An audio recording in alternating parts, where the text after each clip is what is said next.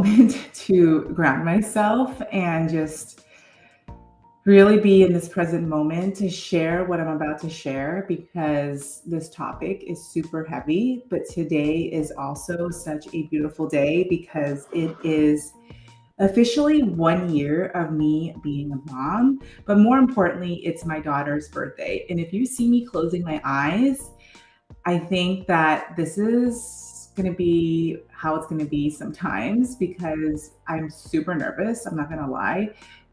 Just really being vulnerable and sharing this part of my story that I have kept hidden for months.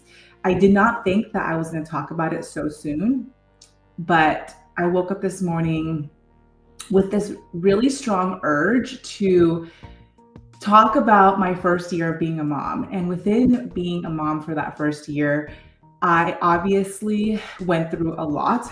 And for those of you who are struggling with mental health or have struggled with mental health, or just struggle with postpartum in general, I think that this video is for you. This video is also for you if you are an entrepreneur, if you're a business owner. This video is also for you if you identify as a child of immigrant parents. I think this story is just something that I just need to share because I feel like not a lot of people talk about their postpartum. And because this today marks the 1 year of me being a mom, it's time for me to finally share this story to you all because it was one heck of a year. And I'm just really reflecting on it today. And the intention is for me to reflect on this year and also to share what I went through. So I'm streaming live on Instagram as well as Facebook. And if you are here with me, let me know in the comments. I probably will not look at what you're saying to me until the end, and I'll answer any questions. So we'll start. Let's start. And again, if you see me closing my eyes, I'm just so nervous. I'm so nervous talking about this. Okay. I'm okay. I am totally okay. Okay, just give me a moment to just soak this in.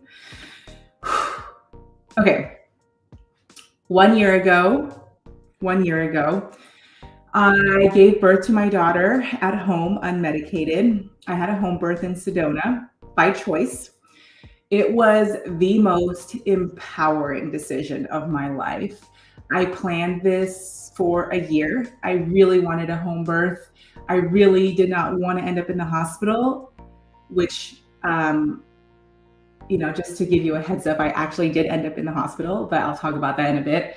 And it was the most empowering experience of my life. I trained for it. I would say it's like a marathon, right? I trained for it. I took so many classes, so many courses. I did hypnosis. I did hypnotherapy, all these different things to prepare for an unmedicated home birth. And I had it at my home, and my home in Sedona, in my retreat space. For those of you that don't know, I own a retreat space with my husband in Sedona. And that morning, 7 a.m., oh my gosh, no wonder I feel so much. Oh my gosh. Okay, I'm getting really emotional. Okay, give me a moment. 7 a.m. this time last year, I gave birth. My water broke. My water broke at this time. I woke up with the pop. It was like a champagne that just went off. And that was when I knew that my daughter was coming. I didn't have any contractions prior to that. I must have just slept through all of it. And honestly, I think it was a lot of the hypnobirthing that I've practiced with my instructor. So I slept through all of my contractions, woke up to my water breaking, and I looked over at my husband and I'm like, oh my gosh, she's here, she's coming. Got really excited, ran over to my sink, and a huge gush of water just exploded out of me. And I just remember thinking to myself, this is happening. I'm having an unmedicated home birth in a pool that my husband just blew up yesterday. And I remember texting my doula, telling her that it's happening. And my husband and I own 2 businesses. So we had all of our systems ready. we were ready to go, right? Like we were going to press a button and all of our systems were lined up. And honestly, we thought that we had like a whole day to prepare. Everyone says that as a first time mom, you don't give birth right away. It takes forever. So I was prepared for a marathon. I had everything set up. I had my beads that my girlfriends created for me. I had like a bead. Oh my gosh, I see Moody on here with me and I'm getting really nervous. Okay, anyways, I just had everything set up and I was so excited. But the truth is that I had a really fast labor. So in total, my labor was 4.5 hours from start to finish. And my contractions started off really fast and heavy. And it was uncontrollable. I couldn't control it. And all of those months that I spent practicing my breath just completely went out the window. And of course it does, right? Everything that you practice for, everything that you prepare for, whatever you need to learn the most is not what you get, right? And so that day, I remember telling my doula, like, hey, like my contractions are just all over the place. I remember sending her like my time to contractions. And she was like, maybe this is just really early labor. We still have a lot of time. My doula was driving from Phoenix. So that was like a 2-hour drive. And she, and again, like no one knew, right? Like that was going to be a fast labor, but literally 30 minutes after I texted her and my midwife that I was going into labor, I felt like my daughter was coming out. And I remember telling my husband, like, hey, we got to hurry. Like she's coming, like at any moment. And my husband kept telling me, like, don't worry, like you're a first-time mom. These things don't happen to first-time moms. Remember what all the experts said. And here's the thing about experts, right? Experts are amazing. But I think that at the end of the day, you have to just trust your own intuition. I think that your intuition is your greatest asset. And my intuition was telling me that fuck the experts. I am giving birth right now. It's happening at this moment. And so I remember being on all fours in my room, like screaming at the top of my lungs because I could just feel her coming out of me. And I remember calling my midwife and her telling me, Kristen, if it feels like she's coming out of your asshole, then I'll come at this moment. But if not, then I'm going to stop by at my office, because no one believed me when I told them that I was giving birth at this moment. I told her, like, hey, she's coming out of my asshole at this moment. So she rushed over. And so my midwife came and my husband filled up the pool right away. It happened so fast, we didn't even have time to fill up the lining of the pool, right? Like it just happened so fast. So the moment I got into the water was when things really settled down and I felt like my contractions slowed down. I think the warmth of the water really helped me just ground me, and I was able to really be in my body.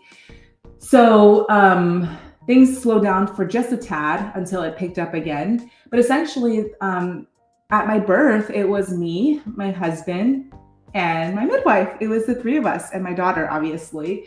And it was a very intense birth because when she was coming out, so her head came out at 11:30.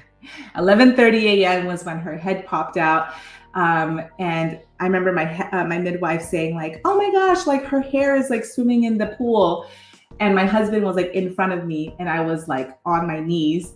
And my husband like did not believe my midwife at that time, even when she told him, like, hey, her head is out, her hair is swimming. He was like, no, it's not happening. It's not happening. He was like so in denial.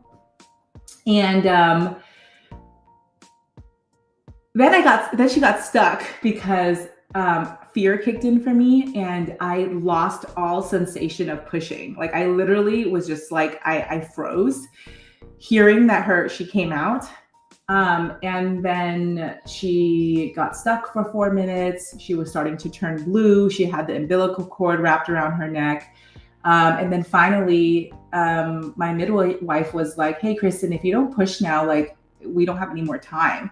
And so she flipped me over, I pushed, and my daughter came out. And it was a beautiful, beautiful experience because it happened so fast. It was very intense, and everything seemed fine at that time. And it really, really was.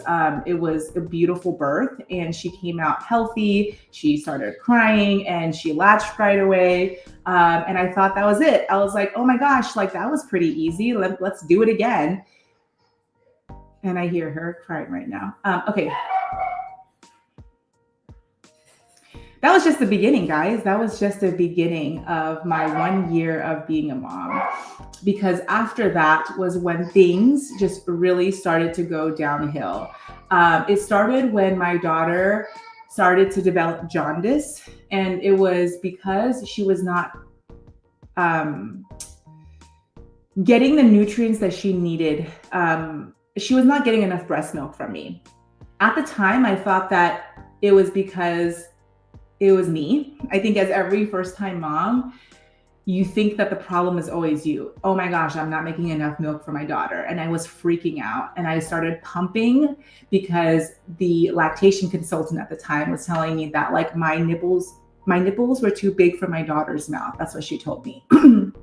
Wrong thing to say to a first-time mom, by the way, because that's basically saying that you're not a match for your daughter, right? Wow. I'm already losing my voice. That was really hard to hear. But essentially, looking back, the reason why she wasn't able to feed efficiently from me was not because my nipples were too big for her mouth, but it was really because she had so much tension in her jaw. She had so much tension in her body that she couldn't open her mouth wide enough to feed. And I'll go more into that in detail later.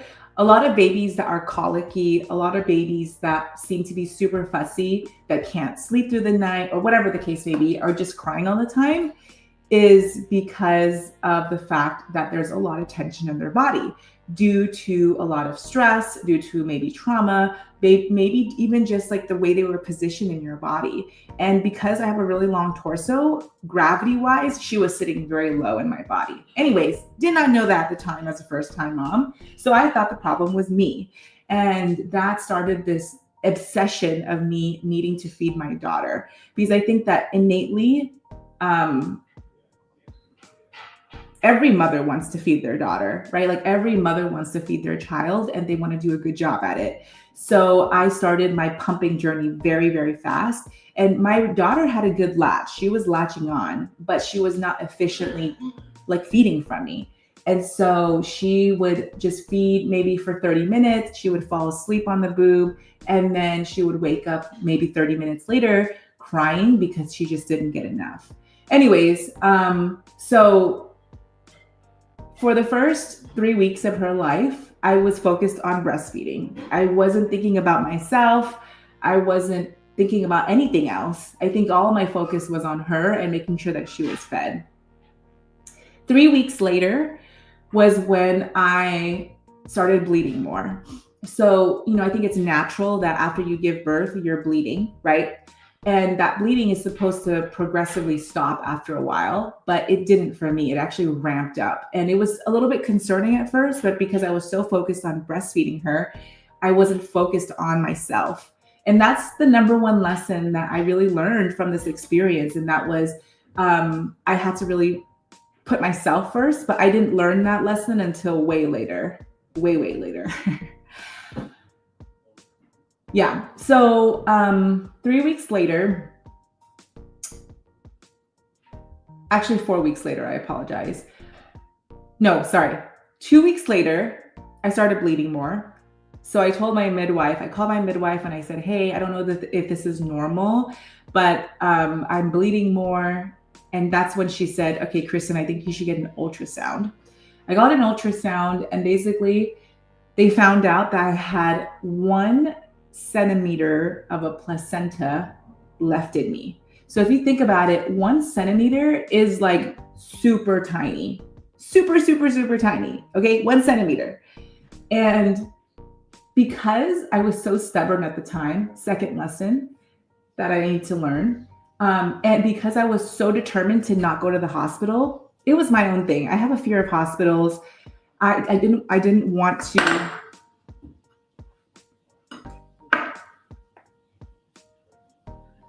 Okay, I think I got interrupted for a second. Am I still here? If you guys are listening in, can you let me know that you can still hear me? Where was I? What was I talking about? Okay, I was talking about how I had 1 centimeter of placenta left in my body. Yeah. So I was so stubborn at that time. I was so stubborn because I had a home birth, and my midwife at the time told me, like, Kristen, I really think that you should go to the hospital to remove this piece of placenta, because a lot of women have died from like leaving this in their bodies. And because I was so stubborn and I didn't want to go into the hospital, I told my midwife, I'm like, hey, can I try the natural way first, right? Because I'm a natural person. So let's try the natural way first. And then if I still keep bleeding, then I'll go to the hospital. Okay. So my midwife was like, okay, whatever you want to do, it's your body, it's your life. But I highly recommend that you go to the hospital. Didn't listen to her. That was my mistake, my bad. So I hit up my Chinese medicine herbalist friend, shout out to Daniel, to send me these Chinese herbs to basically flush out the afterbirth. There's an herbal concoction for this, which basically really works if you were not in my situation. But he sent it to me. I took it for a week. I religiously took it for a week. And it was working. I had clots come out of me. And it seemingly at the time, I felt like it was working. And so I took it for a week. Thought everything was fine, was still breastfeeding my daughter. And then April 6th, 2024, 1 month after I gave birth, I woke up in the middle of the night with a gigantic blood clot, like the size of my fist. And I started bleeding out. That was so scary because that was when I knew I had to go to the hospital. That was when I knew that it was time for me to go to the hospital and to accept that I needed help. I was rushed to the hospital, and the surgeon at the time, OBGYN, was like, I do this all the time. Basically, this is a DNC surgery. I'm going to scrape your uterus and make sure that we get that 1 centimeter of placenta out, as well as the infection that's growing in your body. And the surgery will be 10 minutes and you'll be in and out of here. At the time, my husband and my daughter came with me. And my husband was like, should I go home with my daughter or should I stay here with my wife? The surgeon was like, no, stay here. The surgery should only take 10 minutes. At that moment, I kid you not, I had this weird feeling like something seems off. Like, I don't feel like I really trust this surgeon. And I ignored that feeling. And I was like, 10 minutes, I can totally do this. I did 4 hours of labor. I can totally do 10 minutes of surgery.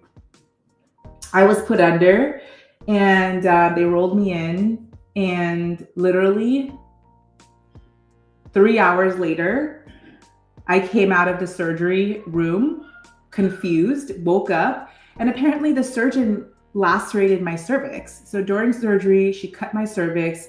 I bled out even more. I almost had a blood transfusion. And during this time, my husband was freaking out because he was waiting for me and he was waiting for me with my baby. And it just took longer. I come out of surgery really confused. Everyone was like panicking. I could feel the energy in the room. And I think that was when the start of when my mental health started to decline, and I had no idea, right? Like, how would I have known? I just came out of surgery, like a very intense surgery that the surgeon basically messed up on. And I was thinking about my baby and how I had to feed her because I was breastfeeding. There was no way in heck that I felt or that I thought that I was going through some kind of mental health stuff, right? Like, there was no way. And so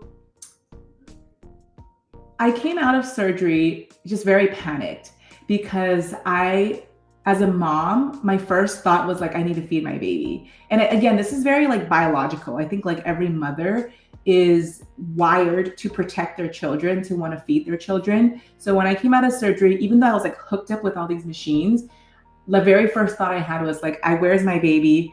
I need to feed her. And so I was feeding her, and I remember the nurse telling me like, hey, Kristen, like, we have all this like postpartum support. I really think that maybe you can talk to a therapist about what you're going through. And I remember ignoring her at the time because it was just so much for me. I gave birth.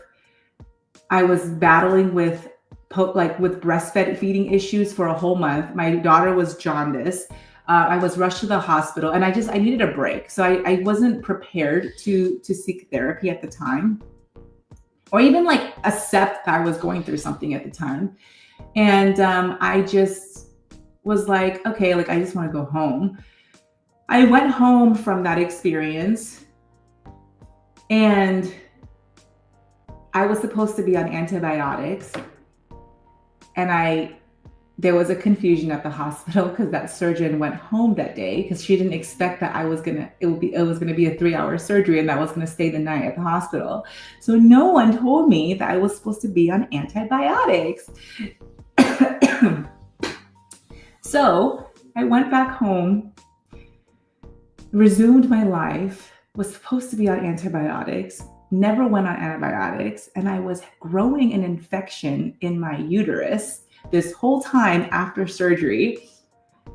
And I was taking care of my newborn, breastfeeding. And newsflash, did you know that you can get psychosis if you have an untreated infection in your body? Did you guys know that? I did not know that. What the heck, right? So for many months, I battled with having an infection in my body, and I was not aware of it because I was just so focused on being a mom.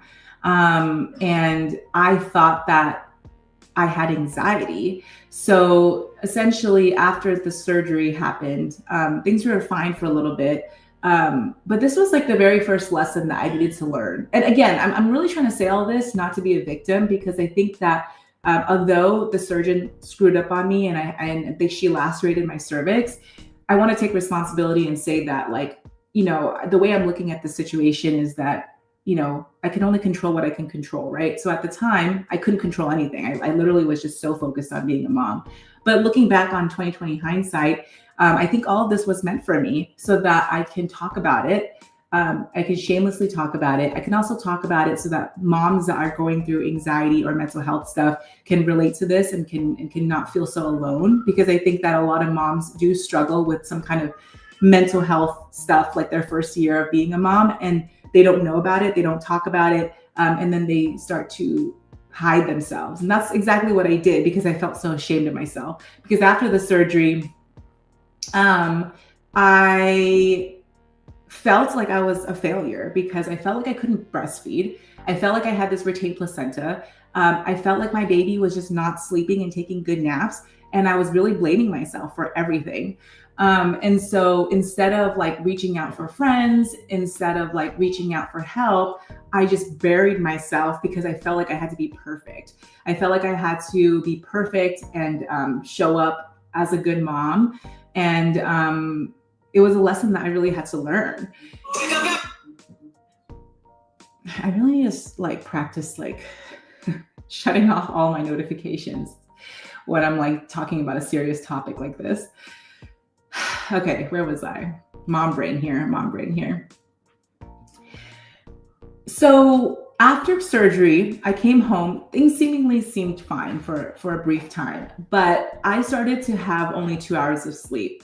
So I would say 3 months postpartum, I started to only sleep for 3 hours, 2 to 3 hours. And my baby was sleeping longer than I was. So she was still waking up to breastfeed, but I would wake up, like I would fall asleep around like 9 o'clock. I would wake up 2 hours later, like sometimes at 11, sometimes at 12, like in the morning. And I just had like a massive panic attack. because I don't know why. This went on for 2 weeks where I only had 2 hours of sleep. And my husband was like, okay, Kristen, like we have a problem. Like you're only getting 2 hours of sleep. Like we need help. Like you need to go and like get help. At the time, again, I was really stubborn and I was like, I can totally push through this. You know, my baby needs me more than like I need myself. And again, like I didn't know what I didn't know at the time, right?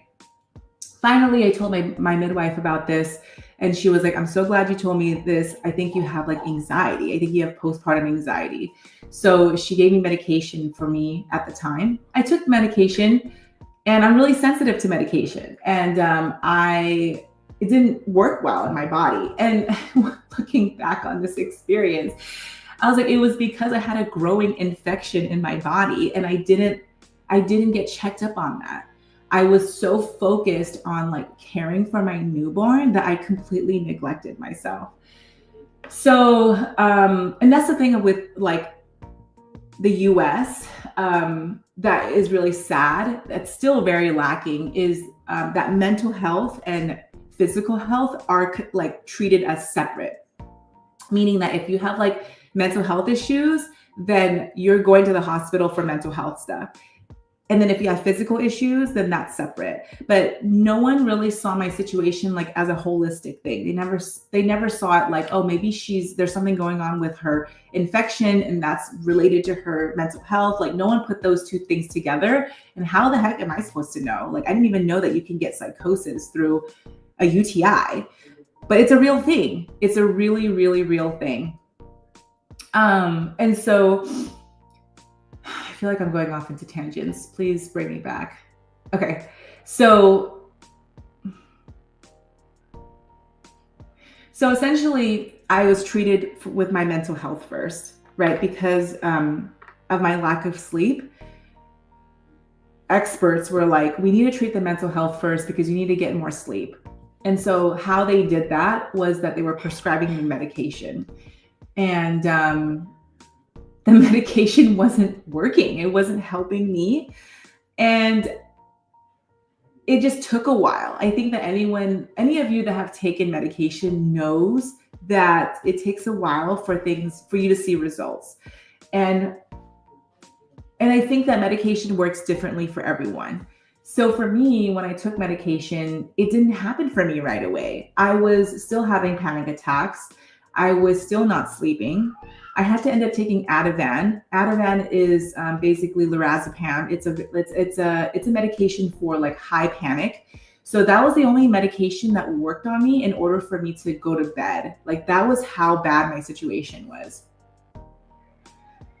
I can't believe I'm like sharing all of this, by the way. I feel like very vulnerable sharing all of this. Anyways, lorazepam is also a very highly addictive medication. And that is if you keep taking it, you can become addicted to this drug, basically. And I was really scared. I grew up in a family that didn't believe in medication.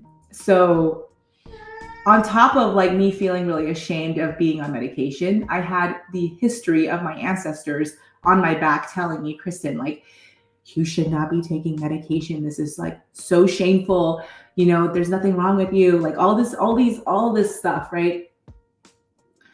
So I was battling with that on top of everything. My parents were definitely in denial that I was going through a huge mental health crisis. If any of you grew up in a family that mental health is very taboo, then you would understand that what I was going through, right? Because I just felt so ashamed of my situation. And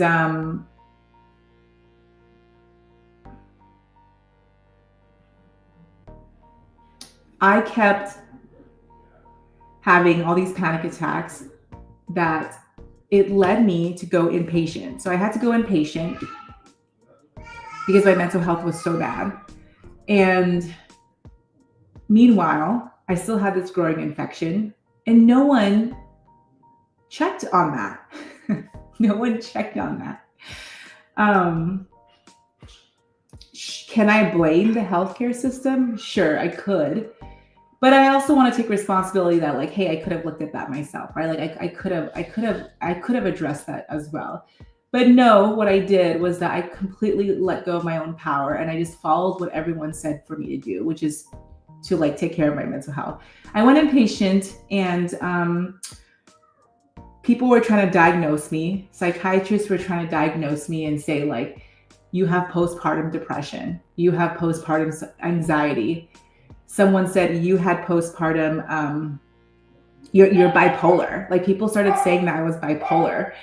They couldn't figure out what was going on with me. Like this was like how insane it was. Like this is,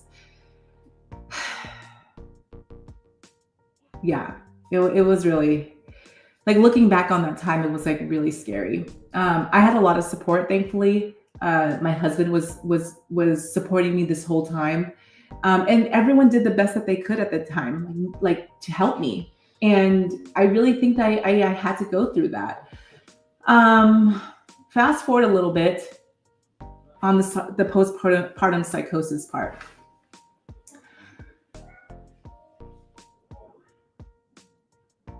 So my infection was still not addressed. And my mental health was being addressed, but it wasn't helping.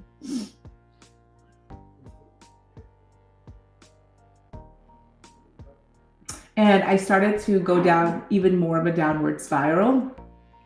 And I started to have like delusional thoughts. Talking about it now is like really scary because it brings me back to that time. And by the way, like I'll talk about my healing stuff in a bit, but I had such delusional thoughts that I thought that my husband was drugging our daughter. Like that's how bad my thoughts became. I thought he was drugging our daughter.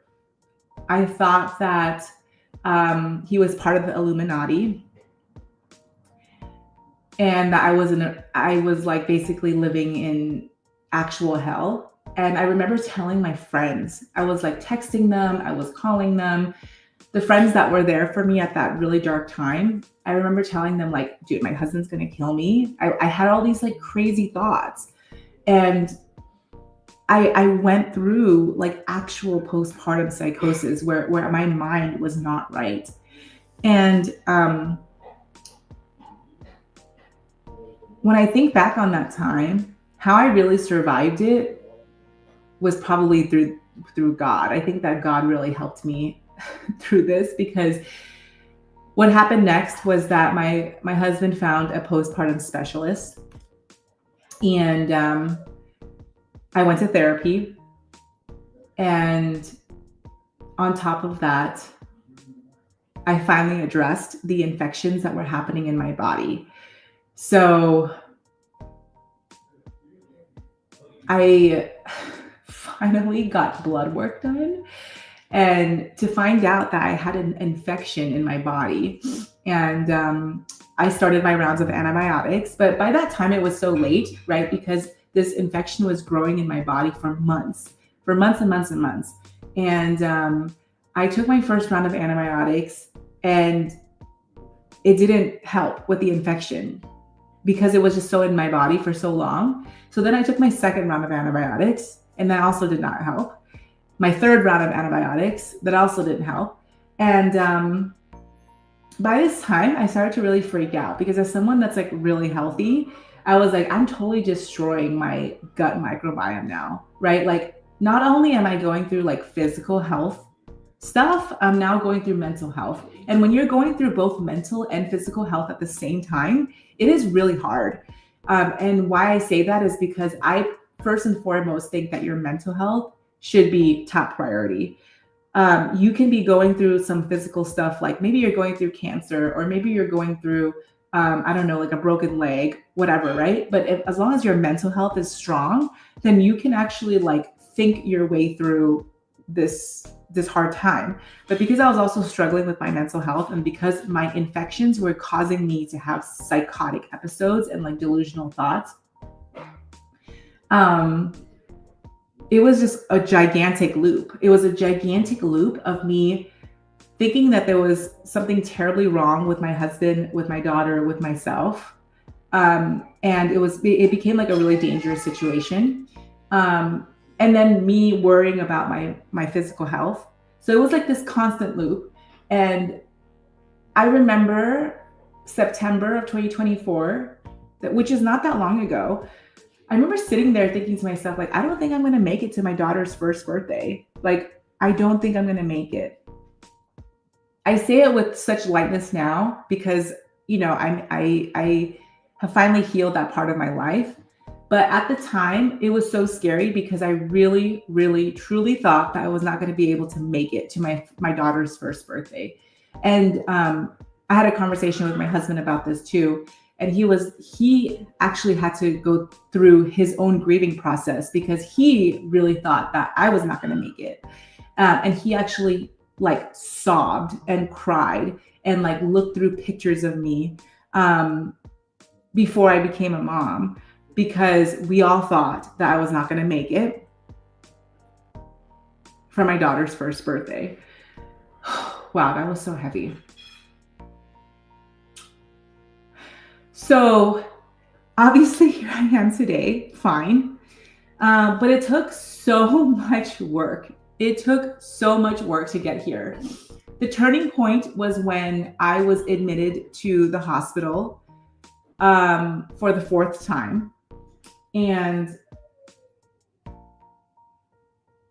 I came back and my husband's like, we need a plan of action. Like, we need a plan of action so that you can really heal, right? Like, the focus is no longer on our daughter. The focus is on you. Like, there's no way that we can survive this as long as like you're not okay.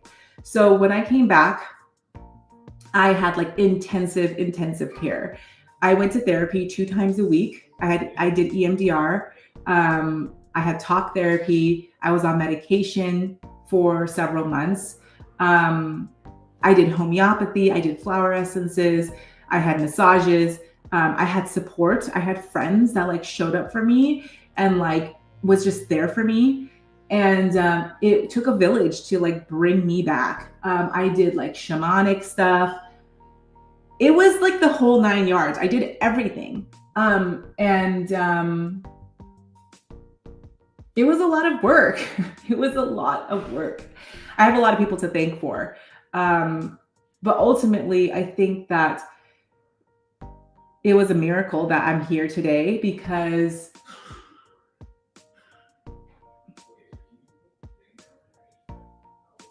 it was really scary. Like, I almost died like multiple times.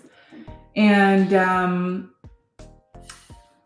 I treated the infection, right? This infection that was in my body. And the moment I treated my infection, after the 6th antibiotic, things started to get better. So the moment my infection was handled, my brain fog started to clear. I started to think right again, and I started to sleep. I started to see glimpses of myself again, and it took such a long time with so many people's help because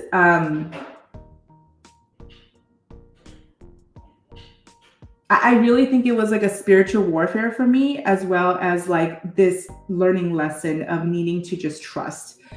Because I think that prior to being a mom, my biggest fear of all time was being a mom. A lot of people have fears of like giving birth. I had no fear of giving birth, literally. Like, that's not a joke. And that's probably why my birth was so easy. Like, and I gave birth in 4 hours. I really think that life gives you exactly what you need. And my biggest fear was being a mom. And more specifically, it wasn't like being a mom. It was how, like, being a mom and being able to handle being an entrepreneur and like chasing my dreams and like also just doing it all. That was my biggest fear. Like, can I actually handle all of this? Was my biggest fear. And so my biggest fear played out, right? Like, it played out the way I needed it to, because I just needed to learn this lesson.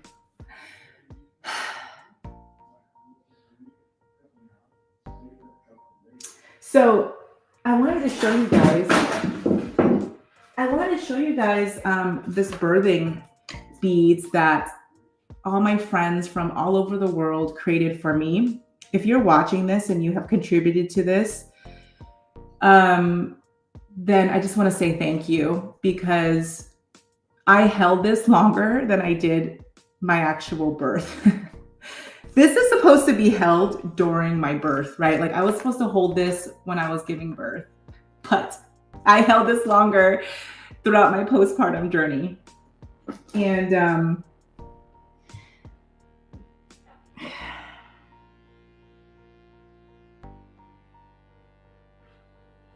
that was my 1 year of being a mom.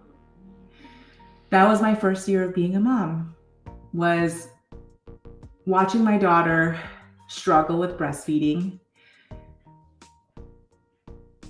having multiple infections in my body and needing 6 rounds of antibiotics to finally get through that. Going inpatient 4 times. I went inpatient 4 times for my mental health. Almost dying, having delusional thoughts, thinking that my husband was part of the Illuminati, and thinking that he was drugging my daughter. I had all these resources pulled up to like test my daughter's hair to make sure that she wasn't being drugged by my husband. Like that's how serious it was. And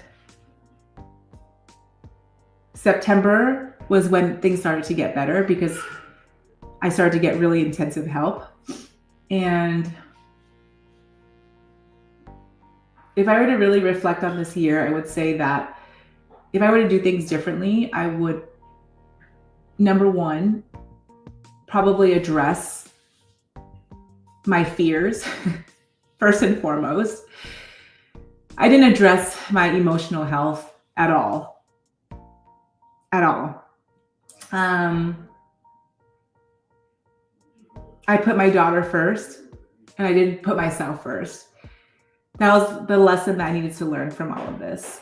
And as for any mom that's listening to this, I really encourage that you take time for yourself. I think that it's so important that as moms, we do that first before we can even show up for our daughters, for our sons, for the people in our life. I neglected myself, and therefore I ended up in a pit. But things don't have to be like that for you, right? Like if you need to take care of yourself in order to show up for your family. And I didn't do that. So for those of you that are listening, that is the number one thing that I hope you get away from this conversation is that. Number 2 is leaning on your support system and having a lot of trust. I think that this whole experience taught me that you cannot raise a child by yourself. There's just absolutely no way. I think back in the old times, there was like a village, there was people helping you. And I thought that I could do it all, and I thought I could do it by myself, and I clearly can't. And I think in anything, whether you're a mom, whether you're a business owner, anything in life requires you to lean on people to help you. So that's my second lesson, is remembering that there's a lot of people that support me. And instead of thinking that I needed to do it all by myself, I had to really surrender to help. And then the third lesson that I learned from all of this is actually being shameless about talking about these really hard times. I feel like perfectionism runs in my family. I grew up Asian American. I grew up with a very strict household. I grew up thinking that in order for me to be successful in life, I needed to be perfect. It was conditioned in me. And being a mom felt like a job, first and foremost, that I needed to have an A on, an A+ on. So I really hustled. I really wanted that A+ being a mom. And instead of like being gentle with myself, instead of admitting that I was a perfectionist, I allowed myself to continue being a perfectionist, so much to the point that it became a breaking point. So my third lesson in this was allowing myself to be messy, right? Like I'm on this video call with you guys, super messy. Like I have no script. I have no plan as to what I'm talking about. I'm totally just channeling and reflecting on this whole year for me. And I want you guys to see me in this messy state, because I think that like in life, there's so much perfectionism, like being sung, right? Like people have to like have their makeup on, and people have to have everything like all perfect, right? Like in their background in order for them to like show up. And I think that this has taught me to defy that and to defy being perfect. And I'm just showing up messy, right? Like I'm showing up messy AF to show you guys that you can just be messy today and be shameless about it and own it. And I think that by sharing your story of being messy, people will relate to that and people will totally just get it. So anyways, I feel like I'm totally rambling now because I'm looking at the time and it's like 46 minutes that I've been on this call. I was originally going to put makeup on and talk about this because it's my daughter's birthday today. So we were going to go, she has a birthday smash photo shoot. So I was trying to like multitask and talk about this and reflect live with you guys on this. But I'm glad that I didn't. I'm glad that it happened the way it did. By the way, my daughter's with my husband right now. I could totally hear her. So thank you guys so much for hopping on this call with me. If you are rewatching this, let me know in the comments what you got out of this video. Monique, I think I'm seeing that you feel like you needed to hear this today. Yeah, maybe you did. Maybe that's also why you hopped on, right? Like for those of you that are here listening to this, what did you get out of this conversation? Like, how did this relate to your life? I would love to know. Let me know in the comments. As a first-time mom, as an entrepreneur, as someone that is a student of life, I had to share this story. I just really had to share this story because I feel like if I didn't share this story, I would not do myself justice. And plus, I don't know if there's someone out there that needs to hear this. Someone out there right now might be struggling with postpartum psychosis. Someone out there right now might be struggling with postpartum depression, postpartum anxiety, postpartum whatever. Or someone out there might be struggling with like perfectionism or like feeling like they need to have it all in order for them to show up. And I really think that this message was supposed to land for them, because you don't have to have it all to show up, right? Hey, Erin, you are seeing like the last bit of this. But yeah, I think now I should probably get ready and like put my face on so that I can take my daughter to her birthday smash photo shoot. But yes, please re-listen to this. If you have struggled with any type of mental health stuff, please re-listen to this. If you struggle with your physical health, please listen to this. If you are a first-time mom, if you're a reoccurring mom, please re-listen to this. Please share this to a mom that you feel like is struggling with something like this. I love you guys. I'm gonna hop off because I think I really want to spend time with my daughter on her birthday. And that was my reflection for today. So thanks again. Okay, bye.